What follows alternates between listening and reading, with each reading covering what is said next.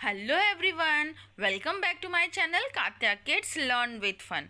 और आज की इस वीडियो में हम डिस्कस करने जा रहे हैं क्लास 7 से चैप्टर 1 एनवायरनमेंट। तो चलिए वीडियो शुरू करते हैं। इससे पहले मैं आपको से वीडियो शेयर करूं, आप सबसे एक रिक्वेस्ट, मेरे चैनल को लाइक कर दीजिएगा, दोस्तों में शेयर कर दीजिएगा और चैनल को सब्सक्राइब करना बिल्कुल मत भूलिएगा। नोटिफिकेशन बिल ज़रूर पुश कीजिएगा, इससे मेरे वीडियो का नोटिफिकेशन आपको समय से मिल जाएगा। चलिए वीडियो शुरू करते हैं। चैप्टर का नाम है environment. After the long vacation, when Ravi started going to school again, he noticed that the only playground next to his school was dug up. People said that a huge building with many flats will be constructed there. Ravi was almost in tears when he realized that the big playground with its soft grass, marigold, and butterfly is gone forever. He shared his feeling with his classmate. In the assembly, the principal too sadly observed, "See how your environment is changing." काफ़ी लंबे समय के बाद रवि एक character है, आप ही लोगों के जैसा एक बच्चा है। वो वेकेशन के बाद स्कूल जाना शुरू किया था, तो उसने नोटिस किया कि प्लेग्राउंड जो स्कूल के बगल में था उसमें बहुत सारे गड्ढे खुदे हुए हैं। और तो लोगों से जब वो पूछा तो लोगों ने बताया कि यहाँ पर एक बिल्डिंग बनने वाली है जिसमें बहुत सारे फ्लैट्स होंगे। तो रवि की आंखों में आंसू आ गया और उसको ये लगा कि अब हम कहाँ खेलेंगे, ये तो कितना अच्छा और सॉफ्ट सा प्लेग्राउंड था, इसमें ग्रीन ग्रासेस थे, मैरीगोल्ड थे, बहुत सारे बटरफ्लाइज थे, ये सभी हमेशा के लिए चले जाएंगे। तो अपने ये जो फीलिंग थी वो अपने क्लासमेट के साथ शेयर किया। In the assembly the principal to sadly observe, और इस चीज़ को असेंबली में प्रिंसिपल ने भी बोला, see how our environment is changing, देखो हमारा इन्वायरमेंट किस तरीके से चेंज होता है। तो बच्चों, सबसे पहले हमें ये जानना जरूरी है कि ये इन्वायरमेंट होता क्या है। ठीक है, तो environment is our basic life support system. Environment क्या है? हमारा एक लाइफ सपोर्ट सिस्टम है। विदाउट इसके सपोर्ट के हमारा एग्जिस्टेंस संभव नहीं है। It provides the air we breathe, जो हम हवा लेते हैं, सांस लेते हैं, उसके लिए एयर जो हम मिलता है हमें, वो इन्वायरमेंट से मिलता है। द वाटर वी ड्रिंक, पानी जो हमें मिलता है वो इन्वायरमेंट से मिलता है। The food we eat and the land where we live, मतलब जो बेसिक नीड्स हैं हमारी, हवा, पानी और भोजन, ये सभी कुछ हमें कहाँ से मिलता है? हमारे इन्वायरमेंट से मिलता है। How do human being modify this natural environment, human being ने इस नेचुरल इन्वायरमेंट को किस तरीके से मॉडिफाई किया है, इसको आप कमेंट करके ज़रूर बताइएगा। The car fumes pollute the air, water is collected in a pot, food is served in vessel and land is used to build factories. यहाँ पर जो बताया है कि किस तरीके से नेचुरल इन्वायरमेंट डैमेज होता चला गया। जो कार की जो फ्यूम थी उसने एयर को पॉल्यूट किया, वाटर को पॉट में कलेक्ट कर लिया गया, फूड को वेसल्स में कलेक्ट कर लिया गया और लैंड को फैक्ट्रीज बनाने के लिए यूज़ किया गया। Human being make cars, mills, factories and manufacture containers. This is how human beings modify natural environment. Human being ने क्या किया? कार बनाया, बहुत सारी फैक्ट्रीज लगा दी, मिल्स बनाया, कंटेनर्स बनाए। तो इसकी वजह से क्या हो गया? इसने नेचुरली जो इन्वायरमेंट सिस्टम था उसको मॉडिफाई कर दिया। तो अब ने हमने जान लिया कि इन्वायरमेंट क्या होता है। चलो अब देखते हैं क्या है। रवि ने बाकी क्या चीज़ें टीचर से पूछी और टीचर ने क्या उसे बताई। In the class Ravi asked his teacher what is environment. Ravi ने अपने टीचर से पूछा इन्वायरमेंट होता क्या है। Whatever you see in your surrounding, said the teacher. Teacher बोलती है कि जो भी आपको अपने आसपास दिखाई देता है वो सभी क्या है? हम आपका इन्वायरमेंट है। रवि थॉट अलाउड, रवि सोच में पड़ गया। That means the school building, table, chair in the classroom, even that open field, the road, the garbage, my friend, all are part of our environment. उसके दिमाग में ये बातें घूमने लगी कि इन्वायरमेंट का मतलब क्या होता है कि स्कूल की बिल्डिंग हो गई, टेबल हो गया, चेयर हो गया, क्लासरूम हो गया, फील्ड हो गया, रोड हो गया, कचरे हो गए, फ्रेंड्स हो गए, सभी क्या है? इन्वायरमेंट के हिस्से हैं। Yes, said the teacher. But wait, some objects are created by nature. For example, mountains, rivers, trees, animals. Others are made by people. For example, roads, cars, clothes, books. ठीक है, तो उन्होंने टीचर ने कहा कि यस, सभी कुछ environment है, लेकिन इनमें से बहुत सारी चीज़ें ऐसी हैं जो नेचुरली बनी हुई हैं, जिसको नेचर ने बनाया है, और बहुत सारी चीज़ें ऐसी हैं जो इंसानों ने बनाए हैं। तो अब ग्रुप में बढ़ जाओ और ऐसे लिस्ट बनाओ कि जिसे पता चले कि नेचर ने क्या बनाया है और ह्यूमन बीइंग ने क्या बनाया है। Ravi, Paramjit, Jessy, Mustafa, Asha were all excited about making the list. Why is our environment changing? Said Iqbal, it is all because of our needs. तो रवि, परमजीत, जैसी, मुस्तफ़ा, आशा, ये बच्चे जो हैं वो आप ही के जैसे छोटे छोटे बच्चे हैं और ये बहुत ज़्यादा एक्साइटेड थे इस लिस्ट को बनाने के लिए। पर तभी इकबाल के दिमाग में ये बात आई कि why is our environment changing, हमारा इन्वायरमेंट बदल क्यों रहा है? तो it is all because of our needs, they are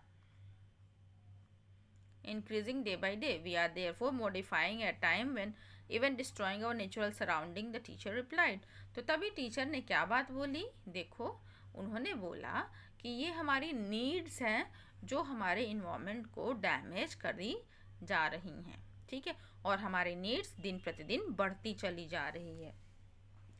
From the above conversation, you understand that place, people, thing and natural that surrounded any living organism is called an environment. तो कोई भी चीज़ जो चाहे वो जगह हो, इंसान हो, वस्तुएं हो, नेचर हो, कुछ भी हो जिसको लिविंग ऑर्गेनिज्म सराउंड करता है, वो सभी के सभी क्या है? एनवायरमेंट है। It is a combination of natural and human made phenomena, while the natural environment refers to both biotic and abiotic condition existing on the earth. तो एनवायरमेंट क्या है? एक ऐसा कम्बिनेशन है जिसमें नेचुरल और ह्यूमन मेड दोनों काम करते हैं, लेकिन जो नेचुरल इन्वायरमेंट है वो बायोटिक और एबायोटिक कंडीशन में एग्जिस्ट करता है अर्थ पे। तो एबायोटिक क्या है? जो सभी नॉन लिविंग थिंग है, जैसे टेबल हो गया, चेयर हो गया, है ना, हम जो भी इक्विपमेंट्स यूज़ कर रहे हैं वो हो गया, वो सभी क्या है? एबायोटिक हैं।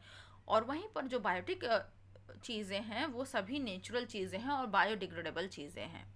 चलो अब हम ऊपर देखते हैं यहाँ पर इस इमेज में कंपोनेंट्स ऑफ इन्वायरमेंट के बारे में क्या बता रहा है, ठीक है। सबसे पहले हम देखते हैं कंपोनेंट्स ऑफ इन्वायरमेंट को 3 हिस्से में डिवाइड किया गया। पहला है नेचुरल, दूसरा है ह्यूमन मेड और तीसरा है ह्यूमन, ठीक है। आप देख रहे होगे, स्क्रीन पे दिखाई दे रहा होगा। पहला क्या है? नेचुरल। पहला क्या है? नेचुरल है ना, ये वाला।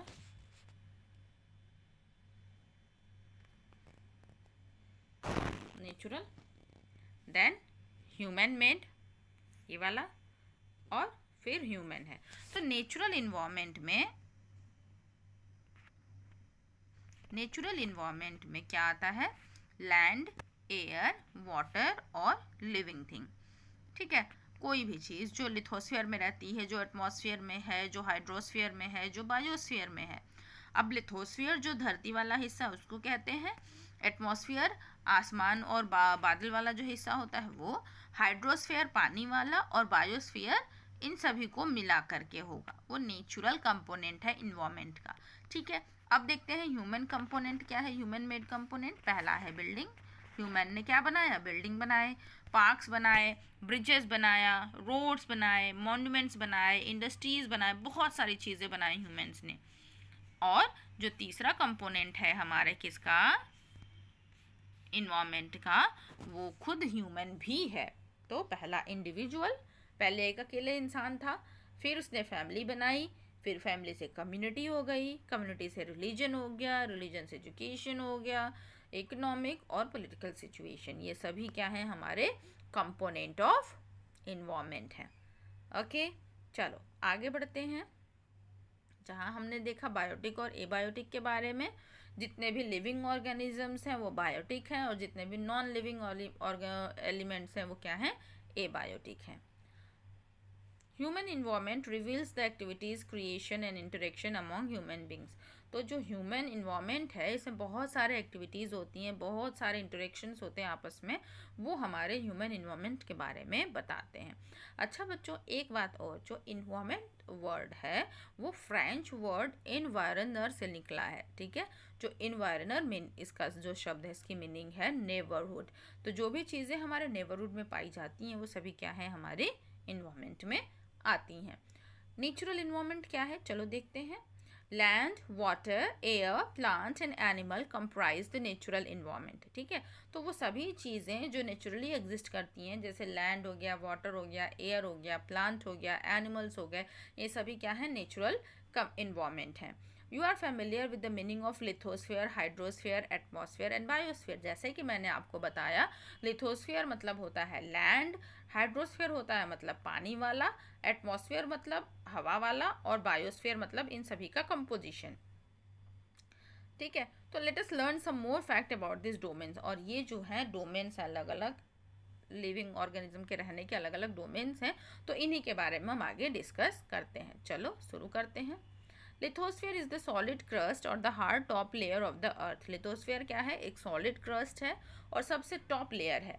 It is made up of rocks and minerals and covered by a thin layer of soil. और किससे बने हैं, रॉक्स और मिनरल से बने हैं, और इनमें क्या है, थिन लेयर है सॉइल का। सॉइल का क्या है, थिन लेयर है। ठीक है, it is an irregular surface with a variety of landforms such as mountains, plateaus, plains, valleys, है ना, ये सारा कुछ इसमें है। देखो ये landforms are found over the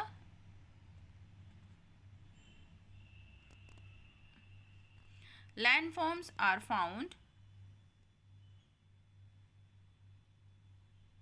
over the continent and also on the ocean floor. जो लैंड फॉर्म है वो कॉन्टिनेंट के हिस्से में भी पाए जाते हैं और ओशन के फ्लोर्स में भी पाए जाते हैं। Lithosphere is the domain that provide us forest, grassland for grazing, land for agriculture and human settlement. It is also a source of mineral wealth. जैसे मैंने आपको बताया, जो लिथोस्फीयर होता है, देखो ये है, ये जहाँ पर ह्यूमन बींग रह रहा है ना, देखो इस पिक्चर में दिख रहा है जहाँ पे ह्यूमन बींग रह रहे हैं, ये क्या है, लिथोस्फीयर है, राइट। और यहाँ पे क्या हो रहा है, जहाँ पे जानवर ग्रेज कर सकते हैं, चर सकते हैं, एग्रीकल्चर के लिए ज़मीन हो, ह्यूमन सेटलमेंट्स हों, वो सभी क्या होंगे, लिथोस्फीयर में होंगे। मिनरल और रिसोर्सेज भी यहाँ पे लिथोस्फीयर में पाए जाते हैं। The domain of water is refer to as hydrosphere. अब जो जहाँ पे पानी वाला होगा, ये वाला जिसमें शिप चल रही है, जिसमें डक्स चल रही हैं, वो क्या होगा, हाइड्रोस्फीयर कहा जाएगा। It comprises various sources of water and different types of water bodies like river, lakes, seas, oceans, etc. तो इसमें क्या होगा, इस डोमेन में सोर्सेज ऑफ वाटर आएंगे, जिसको क्या आप अपने छोटे क्लासेस में पढ़े होंगे ना, सोर्सेज ऑफ वाटर में रिवर्स, लेक, स्ट्रीम्स, पॉन्ड्स, है ना, ये सभी ओशंस। तो ये सभी क्या हो, हमारे हाइड्रोस्फीयर के डोमेन है। रिवर्स, लेक, सीज, ओशियन, ये सभी। It is essential for all living organism. और जैसे कि आपको पता है कि बिना पानी के जीवन संभव नहीं है, तो सभी लिविंग ऑर्गेनिज्म के लिए पानी की भी आवश्यकता होती है।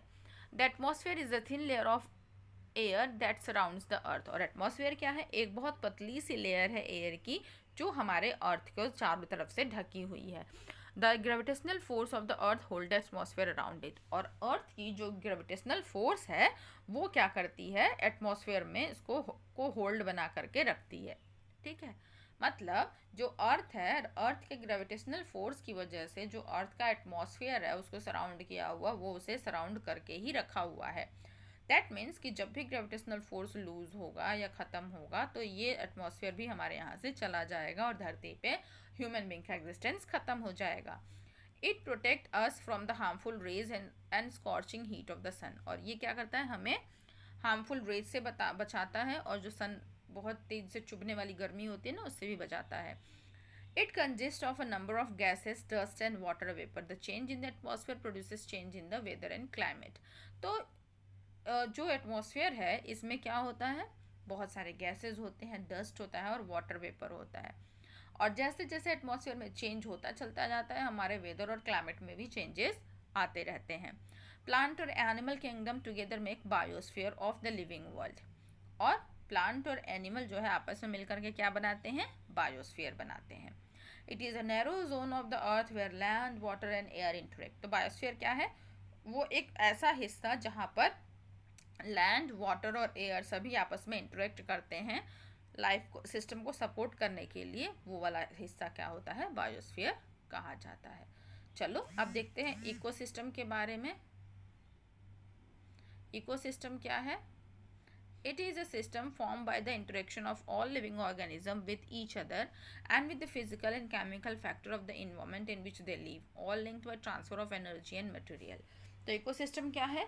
ये एक ऐसा सिस्टम है जो लोगों के लिविंग ऑर्गेनिज्म के इंटरेक्शन से बना हुआ है. फिजिकल और केमिकल फैक्टर्स इसमें इंपॉर्टेंट रोल प्ले करते हैं, ठीक है, जिसमें एनर्जी और मटेरियल दोनों का ट्रांसफ़र होता है.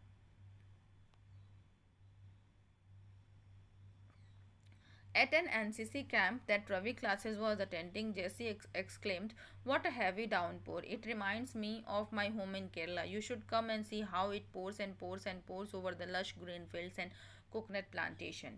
Hira from Jaisalmer exclaimed, "We got no rains. We see only kikar and sand as far as the eyes can see, but you also find camels," said Ravi.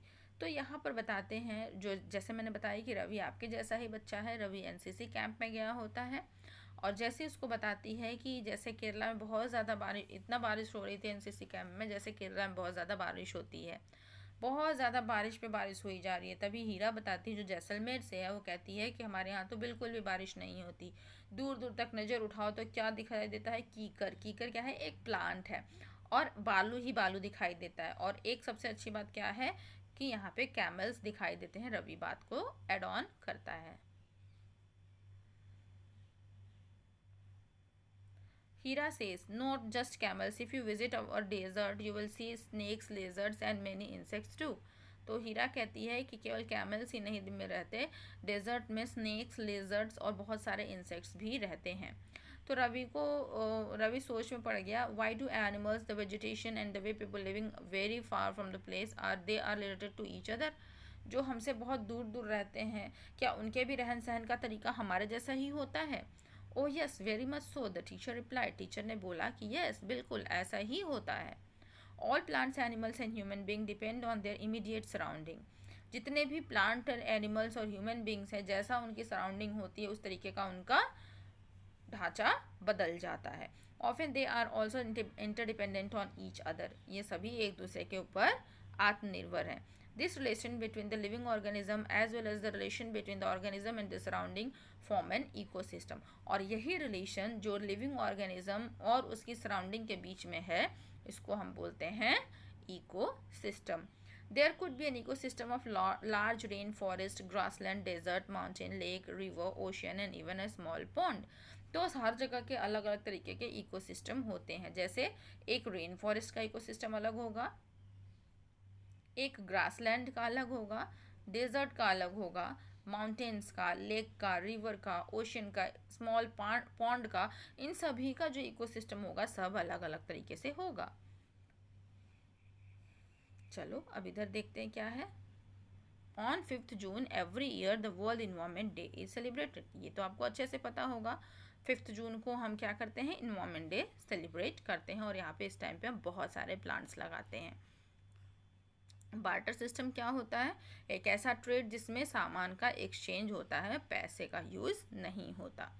Human environment being interact with the environment and modified according to their need.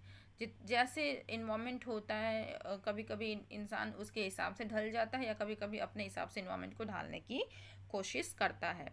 Early humans adopted themselves to the natural surrounding. जो शुरुआती समय के जो human being रहते हैं वो क्या करते हैं? नेचुरल सराउंडिंग को अडॉप्ट करते हैं. They lead a simple life and fulfil their requirement from the nature around them. वो क्या करते थे कि एक सिंपल और साधारण सा जीवन जीते थे और जितने भी रिक्वायरमेंट होते थे वो नेचर से ही पूरा कर लिया करते थे. With time needs grew and become more varied. Human learns new ways to use and change environment. और जैसे जैसे समय बीतता गया ह्यूमन बींग्स क्या होते गए? चीज़ों को सीखते गए और अपने अकॉर्डिंग इन्वायरमेंट को चेंज करते गए. They learn to grow crop, domesticate animal and led a settled life. उन्होंने क्या किया? क्रॉप को उगाना सीख लिया, जानवरों को पालना सीख लिया और एक सेटल्ड लाइफ जीने लगे. The wheel was invented, surplus food was produce, barter system emerge. पहिए का खोज हो चुका था और आधा से अधिक अनाज जो था वो सेफ रखा जाता था. बार्टर सिस्टम था. Trade started in commerce develop. और ट्रेड भी शुरू हुआ, उसकी वजह से कॉमर्स भी स्टार्ट हो गया. मतलब एक कंट्री से दूसरी कंट्री के बीच में ट्रेड होना. Industrial revolution enabled large scale production, और इंडस्ट्रियल रिवोल्यूशन की वजह से क्या हो गया, प्रोडक्शन बहुत तेज़ी से बढ़ने लगा. Transportation become faster, information revolution made communication easier and speedy across the world. और जैसे जैसे चेंजेस आने लगे, ह्यूमन बींग्स ने बहुत सारे चेंजेस किए अपने अकॉर्डिंग. उन्होंने ट्रांसपोर्टेशन सिस्टम को भी फास्टर बनाया. रिवोल्यूशन किस में आया, कम्युनिकेशन में आया. मतलब जो पहले हम पोस्टमैन के थ्रू टिकट्स वो भेजते थे ना, लेटर्स अपने, है ना, तो वो अब क्या होने लगे कि फैक्स के थ्रू, मेल के थ्रू, मैसेजेस के थ्रू, व्हाट्सएप के थ्रू ये लोगों में रोटेट होने लगे. Have you ever thought why you love eating a juicy watermelon in summer and hot roasted peanuts in winter. कभी आपने सोचा है कि क्यों आप जो जूसी वाटरमेलन है वो समर में खाना चाहते हैं और मूंगफलियां जो हैं, भुनी हुई मूंगफलियां आप विंटर्स में खाते हैं? क्यों? क्योंकि ये एक परफेक्ट बैलेंस बनाता है जो ह्यूमन बींग के नेचुरल और ह्यूमन इन्वायरमेंट के लिए ज़रूरी होता है. और इसीलिए ह्यूमन बींग को हारमोनियस वे में इन्वायरमेंट को किस तरीके से यूज़ किया जाए उस तरीके से रहना चाहिए. Noori, a girl from Mizoram from Ravi's class, often talks about the lush green surrounding of her place. Seeing Ravi upset at having lost his playground, Noori invited Ravi to visit her home state during the coming vacation. Ravi teacher asked the student to draw the landscape, houses and activities of the people and place they visit during the holidays. नूरी जो कि मिज़ोरम से थी, वो रवि की class की classmate थी, तो आप लोगों के जैसे ही. वो बताती है कि उसके घर की तरफ में कितनी ग्रीनरी है. इस चीज़ रवि को अपसेट देख करके कि प्लेग्राउंड नहीं है, वो इस चीज़ नूरी जो है वो रवि को इनवाइट करती है कि तुम छुट्टियों में हमारे घर आओ. तो यहाँ पर रवि के टीचर जो है, सब्जेक्ट टीचर, उन्होंने बताया कि आप अपने अपने यहाँ के लैंडस्केप को ड्रॉ करोगे जहाँ भी आप विजिट करने जाओगे. तो here comes the end of our chapter. I hope you like it, and please do like, share and subscribe to my channel. Thanks for watching. Stay connected with me for the next video. Bye for now.